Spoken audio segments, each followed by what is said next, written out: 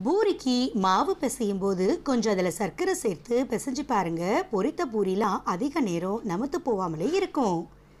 நோய் குணமானதும் மாத்திரைகளை வீணாக்காம அந்த வைட்டமின் மாத்திரைகளை ரோஜா அல்லது வேற எந்த பூச்செடிகளுக்கும் நீங்க உரமா பயன்படுத்தலாம். குறிப்பா அதிகமா உபயோகிக்க கூடாது. நீங்க மாத்திரைய நீரில கரைச்சோ மண்ணில புதைச்சோ நாம தண்ணீரை ஊற்றலாம். பூக்கள் பெரியதா பூக்குங்க. அதே வேளையில வைட்டமின் மாத்திரைகளை மட்டும் பயன்படுத்துவது ரொம்பவே சிறப்பானது. சாம்பார்ல வெங்காயம் பூண்டு இதெல்லாம் உரித்த பின்பு அந்த தோல் பகுதியை வீடு மற்றும் தோட்டத்தை சுற்றி போட்டு பாருங்களேன், விஷப்பூச்சிகள்லாம் வராது. பாகற்காய் துண்டுகளை உப்பு சேர்த்து பிசறி 10 நிமிடம் கழிச்சு தண்ணீரில் அலசி விட்டு சமைச்சு பாருங்க, அவ்வளவா கசக்காது. அதாவது மட்டன் சமைக்கும் போது சிறு துண்டு தேங்காய் ஓட்டை உடைச்சு போட்டா கறி வேகமாகவும் சீக்கிரமாகவும் வெந்துடுங்க.